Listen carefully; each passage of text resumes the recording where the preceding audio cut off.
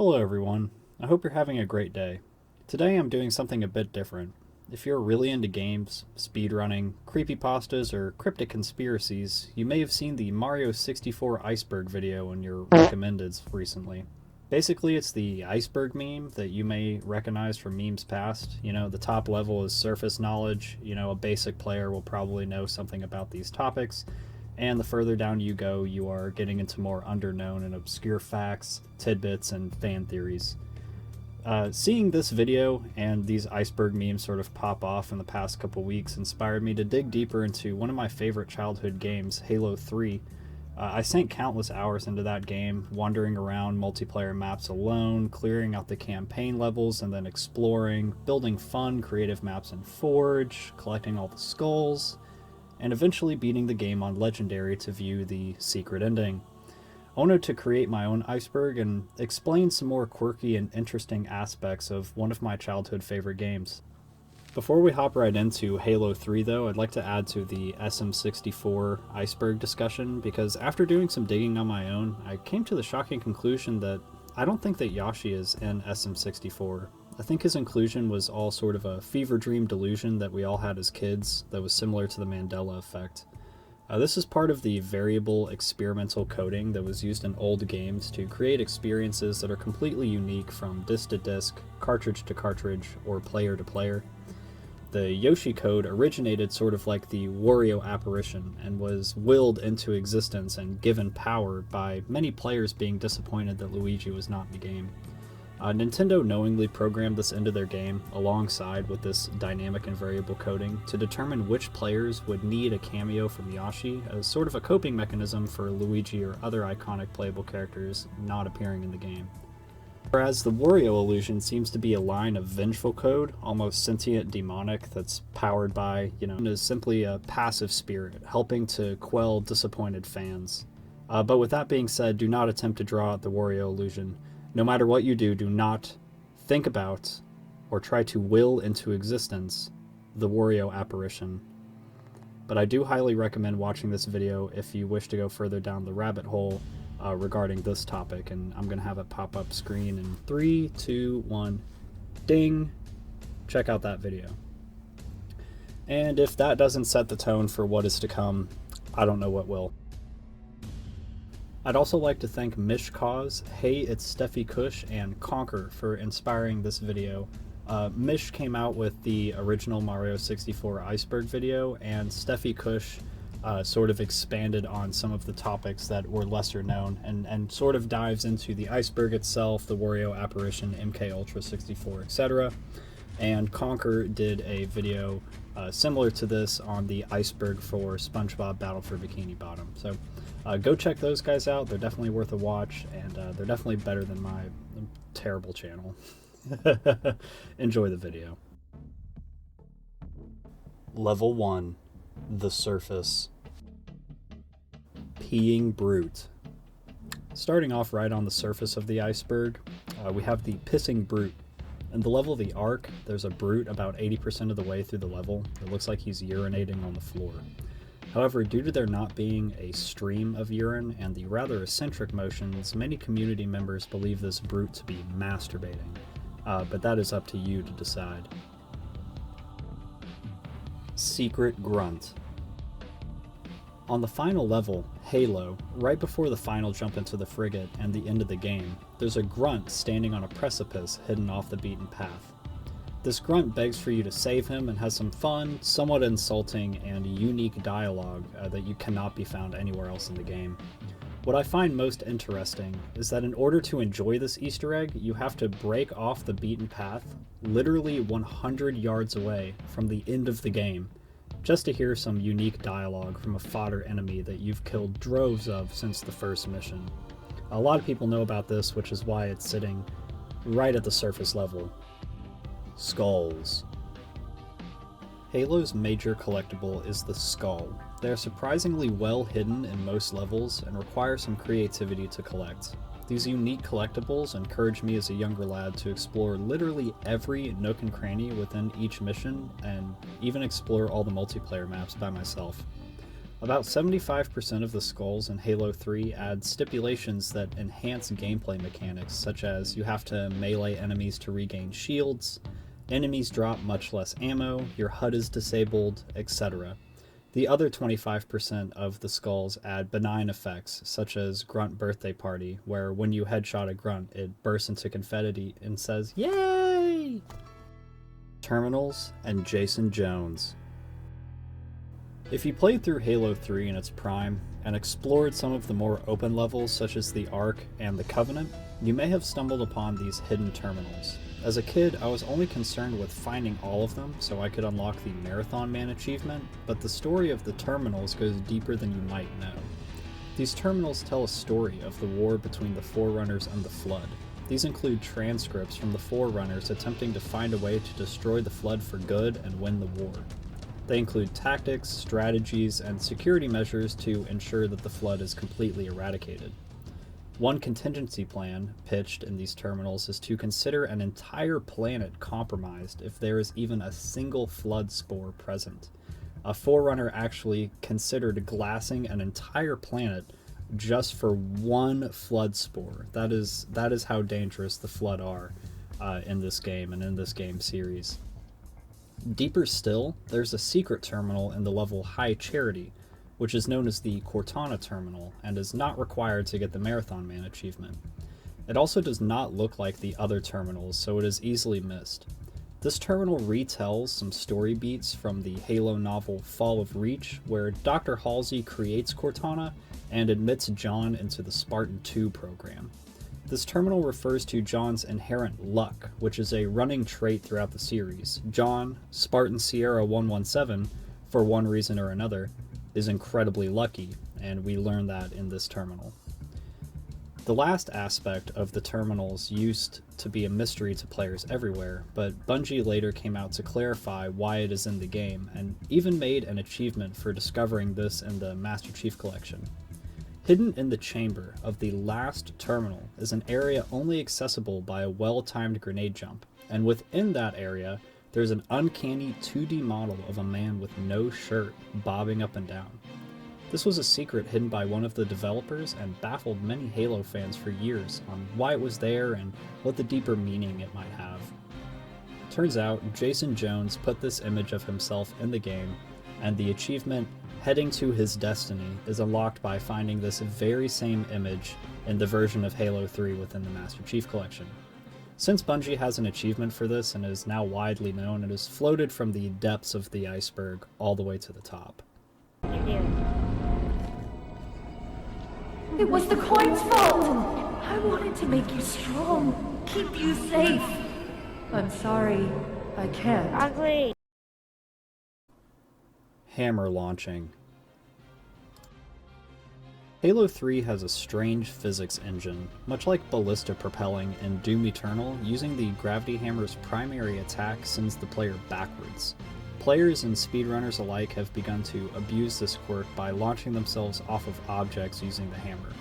Certain objects like gun safes and deployable covers can be glitched inside the player, and when paired with a gravity hammer can be used to fly across the map at great speeds. One of the most common hammer launches is in Crow's Nest, where you can fly across the ravine when you first regroup with the Arbiter, skipping about 3 minutes of walking. Pretty interesting quirk, but this is also widely known. The boat. For many players, the beached boat in The Storm was the center of many questions and conspiracies. There's no other model like it in the game, and its location, precariously perched over the side of a cliff, left players, myself included, wondering if there was more to this strange boat. It was theorized that there was a way to knock the boat over in some sort of Easter egg fashion and get rewarded with the Scarab gun or a Hunter plasma cannon, similar to an Easter egg in Halo 2. Neither of these are true, though. There are only two quirks to the ship. One is that when viewed from behind, the bottom portion of the ship oddly resembles Master Chief's helmet. The other quirk is aboard the ship, which you can access with a glitch that we'll cover later on, or with some theater mode cheese. The interior of the ship is mostly barren, but for no reason entirely, there's a poster from circa 1700s depicting someone in old colonial garb. Its inclusion is still unknown to this day. Date-specific messages. Valhalla. Perhaps the most widely known Easter egg of Halo 3 are the writings on the wall on the multiplayer map of Valhalla. There's a massive wall on one side of the map, and on certain holidays you can find some inscriptions. These holidays are New Year's Day, Earth Day, Cinco de Mayo, 4th of July, Bungie Day, which is July 7th because Bungie is obsessed with sevens, Halloween, Veterans Day, and Christmas. And I'll have all of these pictures up on screen for you. So if you happen to be just listening and not watching, fucking watch the video. That's why it's called a video. Cavemen. There are many cavemen that can be found on the first mission of the game, Sierra 117. These strange monkeys are related to achievements in the Master Chief Collection, but baffled players in Halo 3 on their inclusion for years. There are 3 specific instances of where you can see these weird monkey cave people hiding behind rocks. They're invincible. You can shoot them and blood will come out, but nothing will happen. Throw grenades and they won't ragdoll. One of them is even holding a teddy bear. Their inclusion is still strange and not necessarily explained by the developers, but it is widely known, so it does sit on the top of the iceberg. Level 2. Below the surface. Date-specific messages. Longshore. Moving deeper down the iceberg, we have date-specific messages from the multiplayer map Longshore. More obscurely, the DLC map Longshore also included a themed menu board and small markings on a wall, which changes based on the same holidays that we just mentioned as well. So take a look at these. This is probably some stuff that you have literally never seen before from Halo, as many players did not get the DLC maps or didn't even recognize that the markings on the wall or the menu board was changing. Very interesting stuff, and has flown under the radar, which is why it ends up in level 2 here. IWHBYD. There is one skull in the game that without a doubt has the most cryptic stipulations to acquire. At the end of the Covenant, you enter a long corridor with a long line of rings. You must jump through them in this order: 4, 6, 5, 4, 5, 3, 4. After which you can grab the IWHBYD skull, or the I would have been your daddy skull. This makes rare voice lines common, and common voice lines rare. This was the last skull to be discovered in Halo 3, and some believe that hackers looked into the source code in order to unlock it, but others believe that this skull strengthens a theory regarding personalized copies of Halo 3, and that there is an adaptive code that tipped off the player on which order to jump through the rings.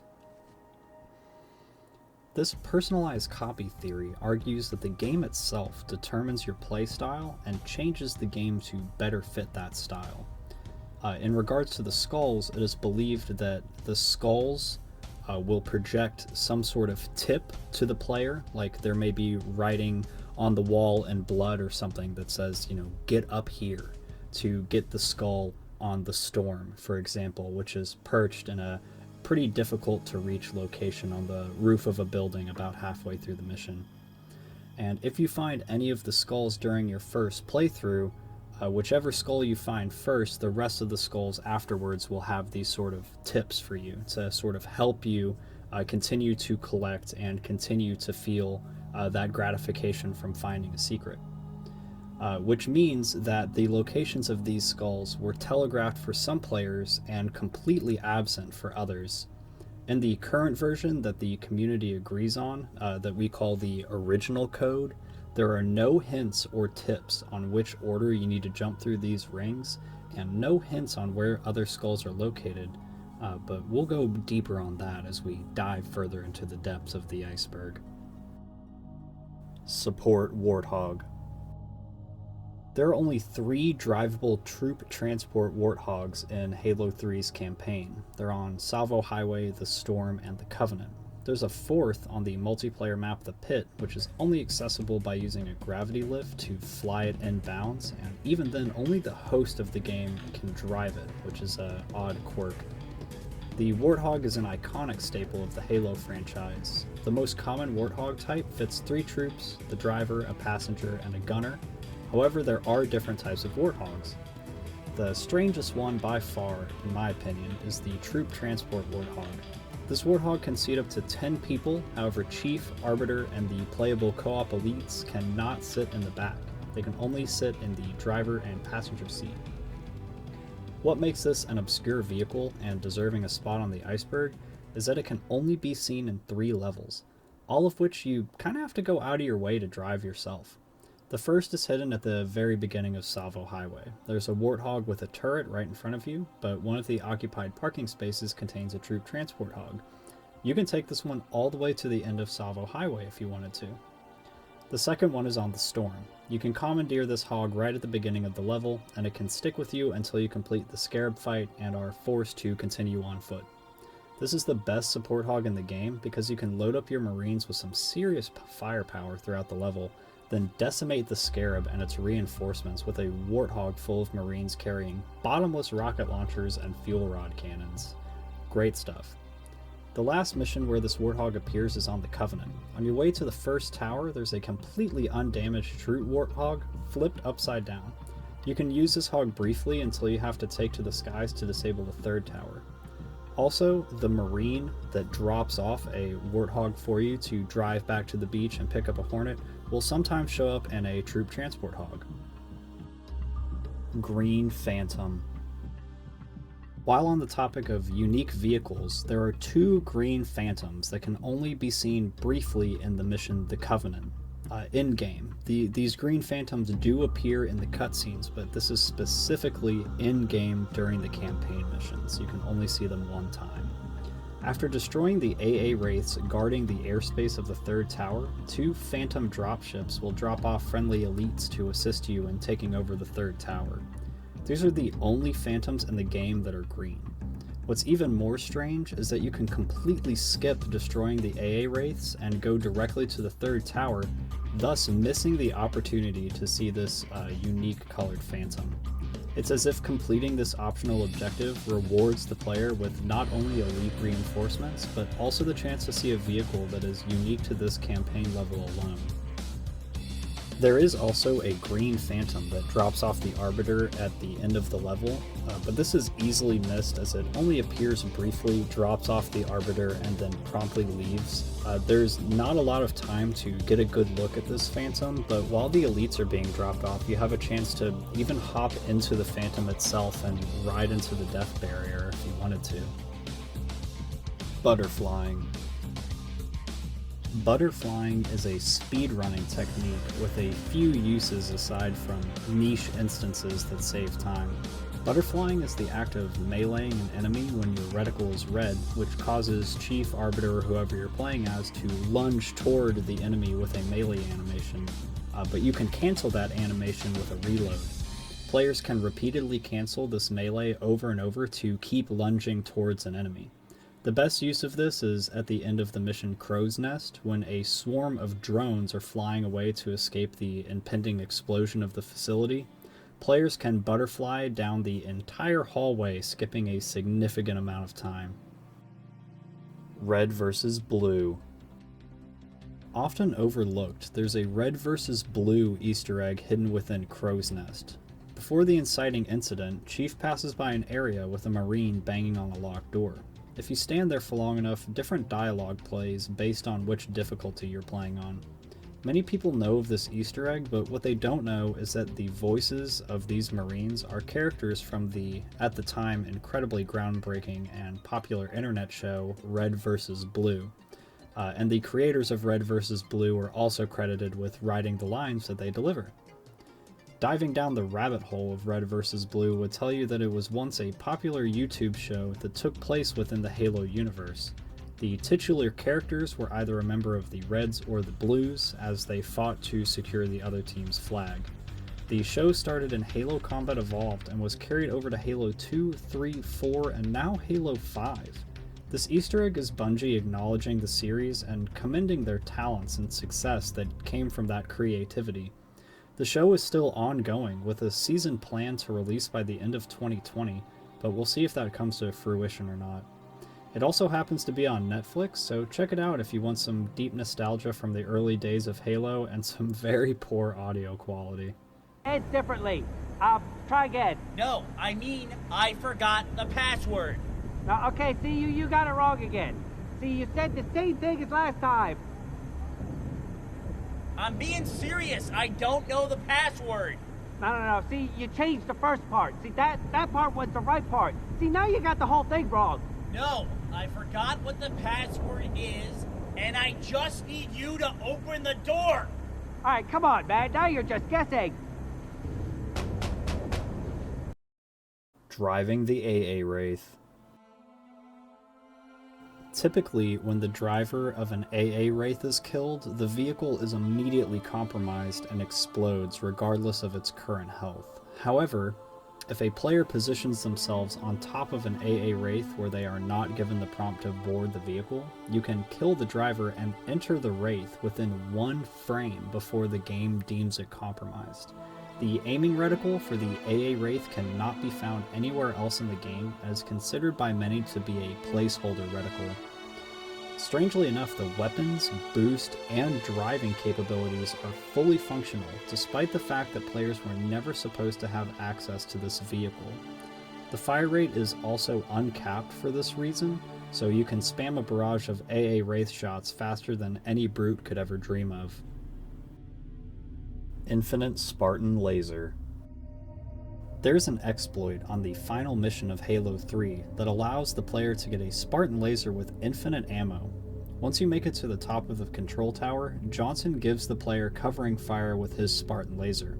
If you run up and meet him on the cliffs, you can exploit him and steal his infinite laser. To do this, you must kill Johnson and have his body fall all the way off the cliffside. Once he returns to the top of the cliff, he will take whatever weapon you dropped in exchange for his low ammo Spartan laser. Once you kill him again, he will spawn in with another laser. Kill him for a 3rd time, and the laser he drops will have infinite ammo. Secret Skull on Cortana. At the end of Cortana, before freeing Cortana of her prison and escaping High Charity, there's a room with a handful of generators that you must destroy to progress. Before doing so, you can grenade jump onto a ledge and find an interactable skull. The skull was supposed to be the assassin skull, but was later scrapped and left in the final product. For whatever reason, if you escape High Charity with this skull in hand, you will start the final level with a Spartan laser. This is the only skull in the game that does not unlock any multipliers within the campaign, and is not even listed on the skull name. Physics Oddities. Halo 3 has an interesting physics engine that many players have found ways to exploit. We went over this briefly earlier, explaining how hammer launching and explosive boosting works, but deeper still, there are just some oddities within the physics engine of Halo 3. For example, did you know that there is a secret vehicle in Halo 3 that is only accessible with 2 players and exploiting this physics engine? That's right, and this vehicle has been sitting in the corner of many campaign maps since its launch. It's a dumpster. If you manage to flip a dumpster over and squeeze yourself and a co-op partner inside, many well-timed dumps will get you and the Arbiter airborne, and with some practice you can even steer your new flying dumpster. This is how players have managed to get onto the boat without exploiting the free cam and theater mode. They have simply flipped over a dumpster and multi-jumped their way into the sky and onto the boat. Very strange, very interesting, and very unknown. Secret Marine. There is a particular quirk with choppers and ghosts in Halo 3. They seem to be more than capable of driving up walls. This is used multiple times throughout the Halo 3 speedrun, skipping segments of Salvo Highway and the Arc by wall riding past enemies and obstacles. This can also be exploited to gain out of bounds. On the Covenant, while driving down the mountainside to the double Scarab battle, if the player takes a ghost and wall rides in a specific spot, you can climb the mountain to an otherwise inaccessible area with a lone Marine. This Marine is no different from any of the others, but spawns here for some unknown reason. You can interact with him normally and even kill him, but this Marine and the secret elite that we will cover later on have no explanations on why they are here or what their purpose is. Speculations include that this is a nod to the legendary ending of Halo Combat Evolved, where Johnson and an elite hug it out in the face of certain death, or that this is a coding bug related to the spawns of Marines and elites. Final theory is that this was purposefully included as a reference to the secret Marine that can be found in Halo 1 on the mission 343 Guilty Spark. Level 3. Diving deeper. Secret Elite. Now we are really diving into the depths of Halo 3. Things are getting strange. Really strange. For starters, let's talk about the Secret Elite. Like the Secret Marine that is more widely known, there's a Secret Elite that even changes color based upon having the Thunderstorm skull enabled, which levels up enemies to their highest possible ranks. This elite is also on the mission The Covenant and can be found by traversing even further outside the playable area. It was always wild to me that this much space can be explored in Halo 3, and I was even more baffled as I aged that all this extra space had collision, so the player wouldn't fall through the floor inexplicably after getting too far off the beaten path. This elite is only available if you complete the time travel glitch, which is where you confuse the game as to which point you are by going so far out of bounds that it assumes that you completed the current objective. This advances time past you destroying the 2 scarabs and despawns all vehicles. This elite can be seen in the basin of the main fight area and is the pilot of the Phantom that drops off the Arbiter once you have defeated the scarabs and are moving on to stop the Prophet of Truth. He is usually blue, but becomes a red elite with the Thunderstorm skull enabled, giving our secret elite friend a much needed promotion.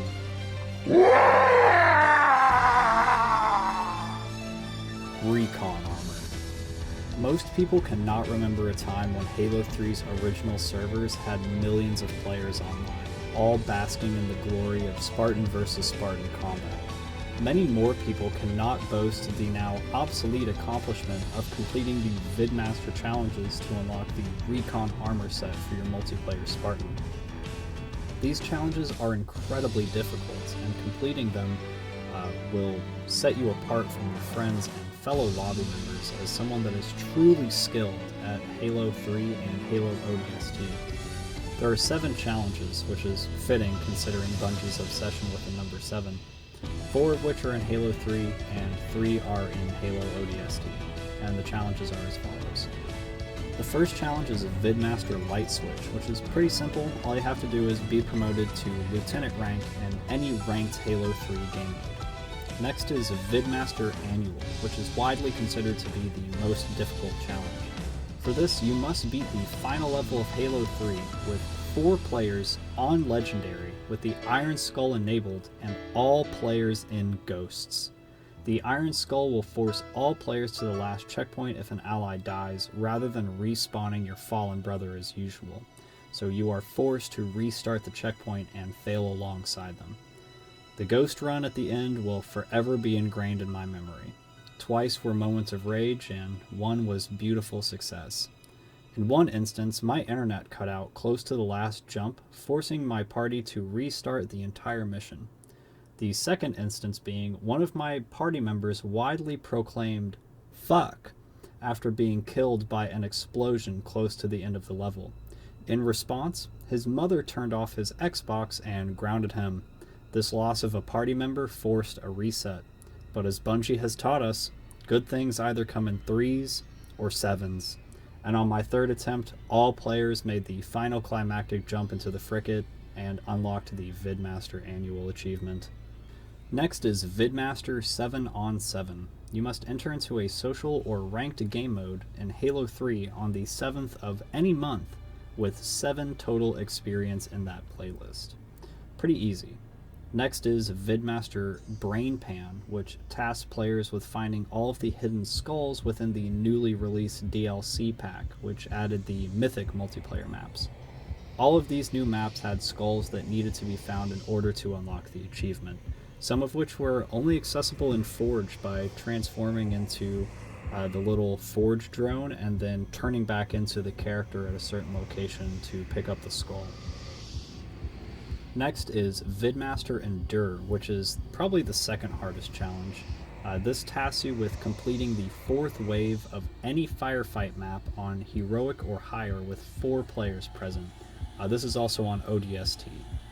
This is an incredibly daunting task, considering that ODST was significantly less popular than Halo 3, and that the playable characters were much weaker than Chief.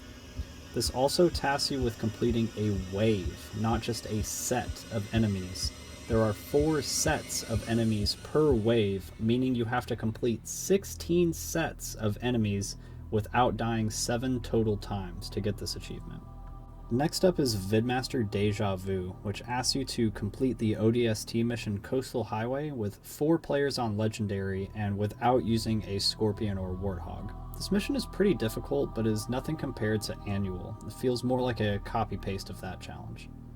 Lastly is Vidmaster Classic, which tasks the player with completing an entire mission of ODST without firing a single shot or throwing a single grenade. Funnily enough, power sliding and honking while in a vehicle counts as shooting/throwing a grenade, so no victory honks are allowed without failing this challenge. The easiest level to do this on is Uplist Reserve, as you can steal a ghost early on and just boost right to the end of the level. Once you have completed all the Vidmaster challenges, you could log on to Bungie.net to claim your recon armor, which, to suffice to say, isn't worth all the time and hassle. It didn't even look all that great, but I was in it for the bragging rights and nothing else. Those bragging rights were quickly squanched in late 2012 when Bungie merged with Halo.net. Since service records weren't carried over from Bungie.net, all players were given the recon armor by default. I'll tell you what though, circa 2009-2010 me couldn't give a shit less because I got 3 full years of showing off my shitty looking armor to plebs that couldn't even dream of beating those challenges. The Windows logo. This is definitely an obscure, underground, or under the sea Easter egg to say the least. The Windows logo can be found on a variety of textures within Halo 3. The most notable and easiest to see would be on the level of the pit. There's a phone hanging on the wall next to an energy sword spawn, and if melee'd off, reveals some wires and the Windows logo. There's very little information on its inclusion or why it is in the game at all. Standoff. The map Standoff is strange for a couple of reasons. For one, it's one of the few maps that aren't enclosed by some sort of massive barrier built by what we can assume were the Forerunners. And for two, you are always being watched. The moon has a face on it. If you zoom in with a sniper rifle, you can see the face of a developer in the bottom right corner. And if that's not creepy enough for you, there's a texture that cannot be found anywhere else in the game. It is a 2D model of a man, standing on every single satellite dish on the map. There are no other instances of civilian spectators anywhere in the game. This links to strange feelings of paranoia that can be felt when exploring multiplayer maps alone, but more on that later. Isolation gets more infected over time. And the last and most obscure thing from the third level of this iceberg is Isolation. Isolation is a strange map in Halo 3. For one, it's one of the few multiplayer maps in Halo history that have flood influence.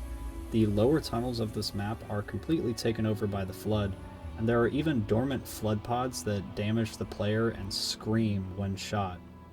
But the creepiest part of the level is what happens when you spend too much time in Isolation. After a while, flood pods begin to overtake the top level of the map, and the flood's weird, skin-like substance begins to creep through the ground, turning patches of grass into that gross flood skin. It was long thought that if you spent enough time on this map, that strange occurrences would begin to take place. Tyson Green was one of the lead developers on Halo 3, and in an interview he specifically mentioned that there was a secret on Isolation, but he didn't want to spoil the surprise.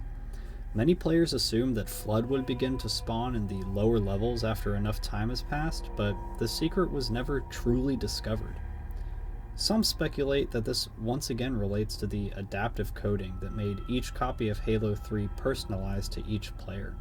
Some players, including myself, remember the flood pods creeping onto the upper levels of the map and beginning to destroy the greenery around it. What others recollect is strange, uncanny, and downright disturbing.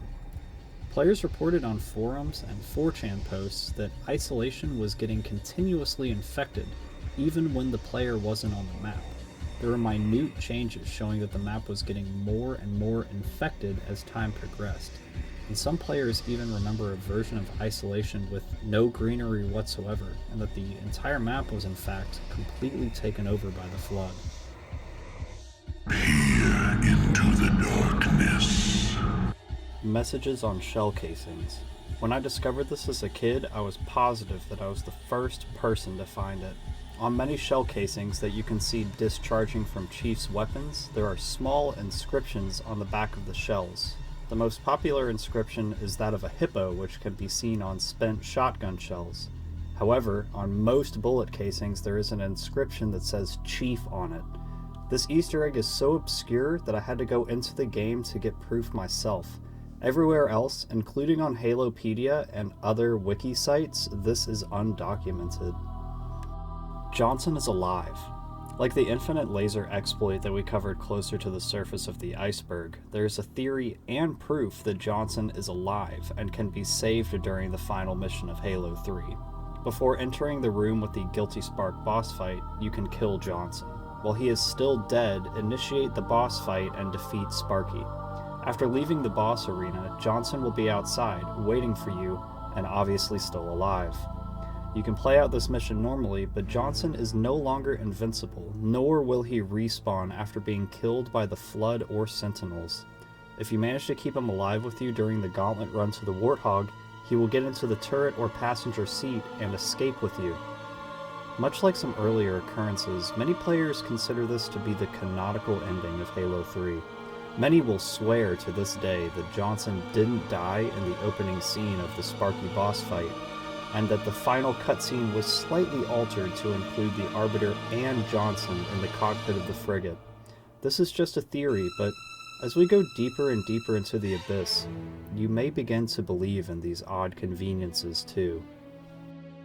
Early Scarab.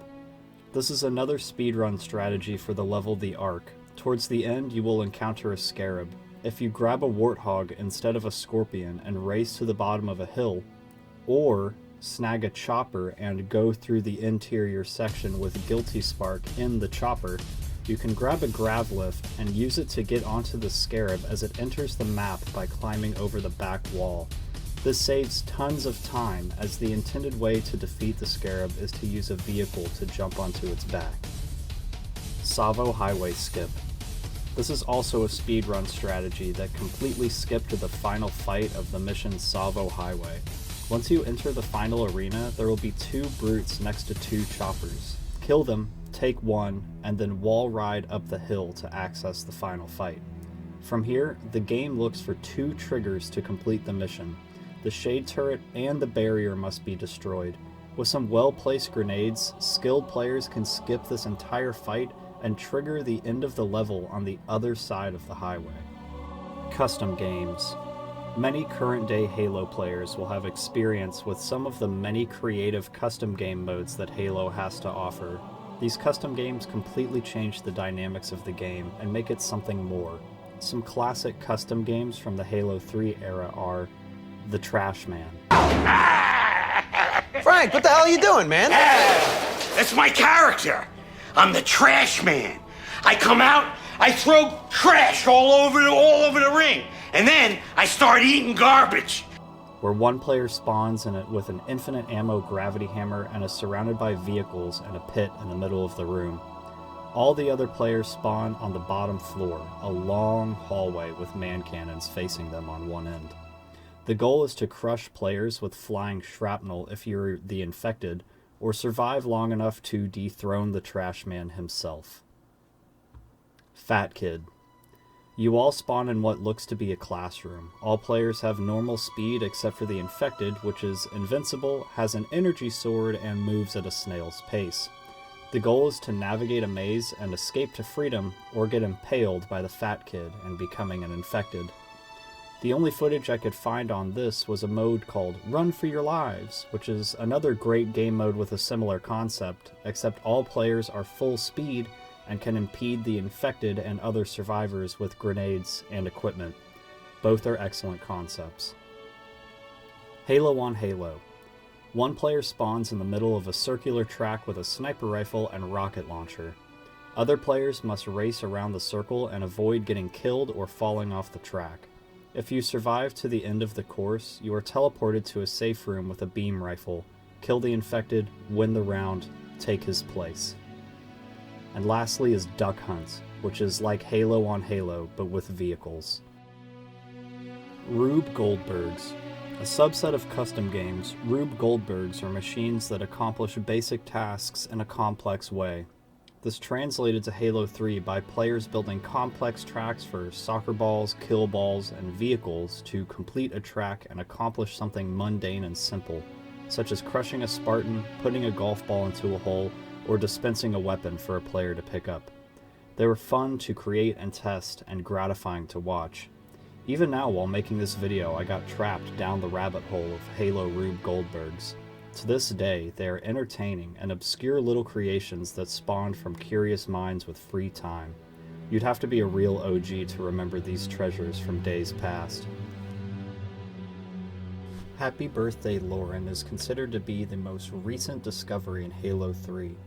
It is a message that can only be seen on a certain date and by clicking both the thumbsticks in during a loading screen. The Halo ring will expand out and the message Happy Birthday Lauren will be within the ring. A Halo developer added this in as a birthday present to his wife, and if I were her, I would be really fucking underwhelmed. Nostalgia music. Something about Halo 3's soundtrack triggered nostalgia even before it had fallen off the shelf and into the bargain bin. The long strums on the violin and quiet ambience of piano gave me a feeling of longing for something, like missing a loved one or having a sudden feeling of fleeting time. There's a sadness here too, as if I am just now gaining the understanding that I cannot experience this game for the first time again. That my experiences in this game are all so real and feel like yesterday, but are actually fleeting memories of a time long ago. Regardless of what feelings are triggered for the individual, it cannot be denied that the music from Halo 3 on its own could trigger intense emotions, but within the context of being attached to what was at the time the final Halo game in the series, and the final game of one of the greatest video game franchises of all time, adds to these feelings of longing and sadness. For me now, the music brings me back to being a kid and having no responsibilities and not having these feelings whatsoever. Having friends over to stay up all night playing 4-person split screen on Big Team Battle, eating pizza and creating memories that would last for the rest of my life. I remember the creativity of forging racing tracks, flipping the elephant on Sam Trap, and trying to hop the fence on the pit. I also remember growing up with my younger brother, and spending time with him that I realize now as an adult I took for granted. I never get that time with him now, not in the same way at least. This game, and this soundtrack, specifically the menu music, reminds me of how time is fleeting and that we mustn't take a single moment for granted. Even our fondest heroes and greatest accomplishments will eventually fade into obscurity. So enjoy the good times while they are here. Live it up while you are young and free of responsibilities and adulting. Stay up late, skip school every once in a while, make friends, play your favorite games all day and night, and never sweat the small stuff. You never know how you'll truly feel about those moments while you are living them. Only afterwards, once you've processed those events, will you know whether you enjoyed your time and relished it or wasted it. This music will likely not have the same effect on you if you didn't experience Halo in its prime, while the original trilogy was still coming out. Speculation and anticipation running high through every fan of the series. To you, just discovering this video today and just discovering the Halo series for the first time, it may just be another game soundtrack. But to those of us that have loved this game since 2007, it hits different today. Game over. Cortana on the monitors. Cortana controls anything electronic and is practically omnipotent. She stalks you throughout the game, speaking in your ear without actually being there, and appearing on monitors in several missions. It is almost as if Cortana is tracking you, watching your every move, and making sure you are on the way to save her. Perhaps this is a test of loyalty to her. Maybe she planned to take over the Guardians from the very beginning and faked her own death due to rampancy. Was Cortana evil during all this time and simply using Chief to complete her agenda? Maybe Chief is going crazy. Perhaps Cortana is corrupting his mind to be forever loyal to her, slowly brainwashing John to do her bidding without question. We may never know, given the departure from the main-state Halo games with the introduction of Halo Infinite, rather than finishing the saga with Halo 6. Da Vinci boxes. These are obscure boxes that look like 100-sided die with the numbers 1 through 4 in the boxes that can be found on maps with Guardians. These boxes were never intended to be found and are linked to the Guardians code. More than likely, this is their targeting system, which determines where mines will spawn on Sandtrap and where the lasers will be fired on Sandbox. The secret to these boxes hasn't been completely debunked, but the targeting system theory seems to have the most traction right now. For all we know, these Da Vinci boxes are related to the adaptive code found in early copies of the game. The Guardians. The Guardians from the original Halo trilogy and maps are remnants of the Guardians in Halo 5 from long ago, built on planets around societies and designed to keep them safe, policed, contained, and controlled. Have you ever looked at the design of the Halo 3 multiplayer maps? Many of them are in enclosed arenas, almost as if they were built for the Guardians to spectate in human and elite combat. And have you ever explored these maps completely alone? There's a strange sensation when wandering these maps all by yourself, in Forge or otherwise. Many players admit to getting a serious case of the heebie-jeebies and report strange feelings of paranoia, as if they're being watched by someone or something.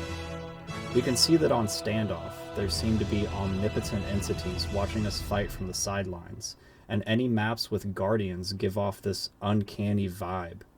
Maybe it is the feeling of us being so small in a world so large, the feeling of being lost, or the feeling of being powerless, but many players do not dare to explore maps like Sandtrap, Sandbox, or Narrows alone, as there is some dark energy surrounding these maps, as if at any moment you may turn around and find yourself face to face with something that should not be there. To go further on this, there have been ghost sightings in Halo. Perhaps these are sentient creatures within the game that choose to interact with or leave players be depending on what type of spirit they are. Whatever the case may be with these strange emotions and feelings of paranoia, if your reticle ever turns red and there is nothing in front of you, do not attack. Do not run. Do not even pause the game. The safest course of action would be to turn off your console and stop playing for the day. Interacting with these entities could lead to adverse consequences, even in the real world. Every Halo 3 copy is personalized. Finally, the bread and butter argument that conspiracy theories from across the internet are dying to hear. Like Mario 64 and many other games from what is widely considered to be the golden age of gaming, Halo 3 copies are completely personalized to the player. Think about this for a second. Did you ever play a friend's copy of Halo 3 back in the day and have it feel weird, different, or foreign? All the levels are seemingly the same, but the game itself just feels different, like something is off. If you have experienced that feeling with an older game, chances are good you are playing a personalized copy, and it isn't personalized to you. This theory is formed around the idea of adaptive experimental code that was being written and applied to many console games in the 90s and early 2000s. This code was meant to adapt to a player's playstyle and either cater to it or challenge it depending on the game and the difficulty you were playing on. The game itself plays out the same, but there are minor differences added in to enhance your specific experience. We touched on some of these ideas in earlier concepts, and this is where it all comes full circle. Did you happen to load up Isolation, only to find the entire map covered in flood spores? Did you ever save Johnson from being killed and see him in the final cutscene of the game? Did you ever see the hidden messages in the Covenant that tipped you off about the Order of the Rings to unlock the I Would Have Been Your Daddy skull? Many players have experienced phenomena like this, that Halo 3 was different to them than it was to others. Today, due to a wealth of knowledge and the internet and recording software becoming commonplace, this code was ultimately scrapped and shelved, as custom copies would quickly gain traction in a world so overwhelmed by technology. The Halo 3 that you purchase today from the Xbox Marketplace or from the Master Chief Collection does not contain this coding protocol. The game we see today is rather an agreed source code that Bungie and 343 collaborated to create. This version of the game, known as the true version, is the Halo 3 that we all know today. Sergeant Johnson is killed, there are no hints to acquire skulls, and Isolation does not get more infected over time. This adaptive code led early gamers to purchase more products from the Halo IP, and also contributes to their more recent failings with Halo 5. Maybe with this line of adaptive code, Halo 4 and 5 could have been regarded as much better games, but the game itself was limited and was not able to change the game based on the player's wants and desires. There is also real supporting evidence to support this claim. Halo 3's code has what is called RNG seeds. Every time you reload the level, the RNG seed changes. Enemies walk different patterns, miss or hit more shots, voice lines are randomized, etc. This means that there are an infinite number of possible outcomes when playing a level of Halo 3. The enemies are not going to react the same way each time, so who's to say that the story itself wouldn't be affected by RNG seeds too? Perhaps RNG seeds hold the secret to this certain adaptive code that drastically alters the game based upon how the player interacts with it. Maybe a certain course of actions played out on an original copy of Halo 3 could unlock the secrets that have eluded us for so long. Maybe Johnson is alive, Isolation is now completely taken over by the Flood, and there is a message on the Covenant telling players how to unlock the IWHBYD skull. Only further investigation and speculation can close this can of worms and definitively prove whether or not this theory is correct. Are you a believer? Play through OG Halo 3 again, and really pay attention to the subtleties of it. You might just change your mind.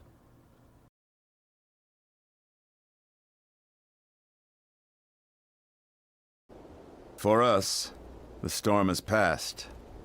The war is over. But let us never forget those who journeyed into the howling dark and did not return. For their decision required courage beyond measure, sacrifice, and unshakable conviction that their fight, our fight, was elsewhere.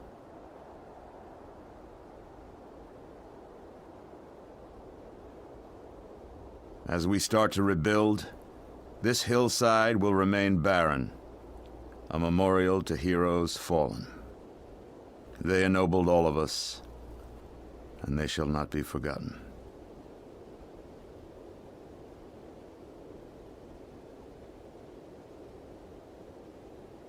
Present hops!